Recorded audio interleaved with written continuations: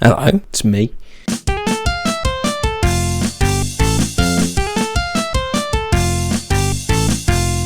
If you suffer from disease known as gamer, then you probably have quite a few games. Personally, I consider myself a gamer. I mean, I play a lot of them. At one point I had a phase of trying to complete the games I had, but I've got frustrated by specific achievements and would never finish them. I have an ASATS account and a completionist.me account because I want to be able to track achievements, and it made me feel more guilted in the completing games than actually wanting to, and so I quit. Now on Steam I have 65 completed games, which I would say is pretty good. I also have a 54% average game completion rate, which is also pretty good. I mean, personally, the only person I know with a higher one is this orange blob whose whole life purpose is to sweat achievements but not complete the games, just grind a ton of them. Like, here's a complete gaming sweat. My dude has completed bloody Hollow Knight. Like, that is a accomplishment. Like, Jesus Christ, claps to you, man. I hope he's happy in his tower of gaming skill. Like, he is a legend. But anyway, the question everyone's been asking, how big is my backlog of games? I'm going to make a few points here. First off, I only count games with achievements because I have a very long list, especially with family share included. So I have 176 games listed under my not 100% category, and if you count family shares to games owned by my friend Lucas and my sister, thanks Lucas by the way, he shared his game library so I could play Dark Souls 3, that list goes up to 246 games. This doesn't mean I haven't played these games at all. I have a lot of hours on some of these. I mean, my most played game, Geometry Dash, is on this list with 95% completion, which will probably go down once the next Geometry Dash update comes out in 30 years when I start balding for middle age. And then there's Untitled Goose Game with 80% because my small monkey brain doesn't have the skill to speedrun it fast enough. Then there's multiplayer achievements where I don't have friends to be able to do this with, such as the Gary's Mod achievement play of 10 friends,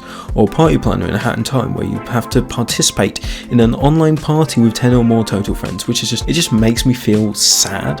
Like, sure, I have 30 people on my Steam friends list, but at the same time, less than like 5 of them have either of these video games. These achievements are practically impossible for me unless I beg on the discussions tab of a game, which just feels degrading. Then there's the insanely difficult achievements like winning 5 matches of Fall Guys in a row, or completing all 637 Binding of Isaac Rebirth achievements. Like, that is a challenge on its own, just to complete 100 of them, and there is over 600. Or the achievements which are grindy or pointless, like playing 66 hours of Zoom, winning 1047 matches of Splitgate, and finding every collectible in Tomb Raider. Then there's impossible broken achievements like A World of Pain in CSGO, which I had to download a map off the workshop, edit the files, get the achievement in a private server, and then put the files back in its original state just to get. It's just a really long, boring hassle and should just work in the game to begin with. I mean, CSGO has 6 broken achievements where either the map was removed or it just doesn't work at all, which Valve could have, I don't know, removed from Steam or fixed. Hell, 2 Town of Salem achievements are broken, and to get them you now have to email the developers with proof of you doing them so that you can unlock them. Some achievements are downright unfair, like Gary's Mod's Meet Gary and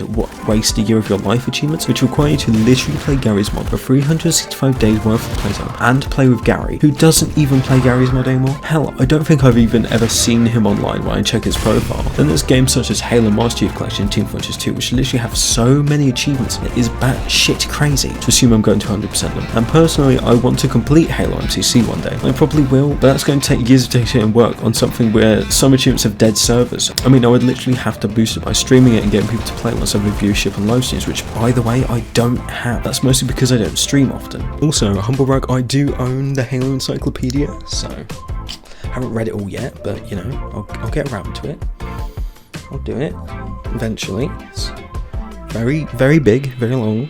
And personally, this sucks. There are so many problems with achievements, some of which are just games that don't require them or don't require the amount they have, especially since all it does is make you feel like you have to play the game. And sometimes you see a sparkly new game and go, oh, I want to play that. And then just ditch it a week later and never finish it because of some other new game. And that is just a really bad habit I need to stop doing. But anyway, what is my goal with this? As previously mentioned, I have 65 completed games and an average game completion rate of 54%. This year, 2023, I want to get that number from 65 to 80. I want to complete 15 of my games this year, which is going to be difficult, especially with me focusing on college work. I don't know if you noticed, but I literally went on a 1-year hiatus whilst working on part 1 of a video on the side. And to make the point more clear, I'm going to put credits, which is just every single game in my backlog sorted by achievement percent. And at the end of the year, or in January 2024, I'm going to make a video update on whether I met this goal. Hell, maybe I'll even beat Dusty the Orange's average game completion rate and finally be considered the better gamer, as I should, Dusty.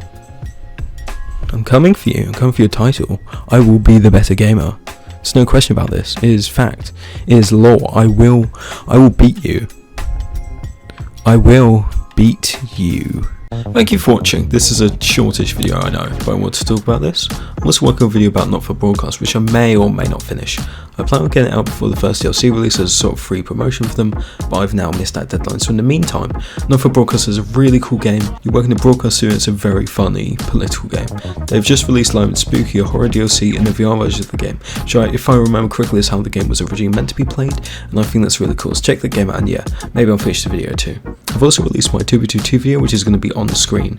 It's the one I mentioned earlier that took a year to make, so I'd appreciate if you watched it. It's half an hour long, so I hope that you enjoy, but feel free to start watching it and come back to it later, because I understand most of my videos aren't that long. Thank you so much for watching, and goodbye.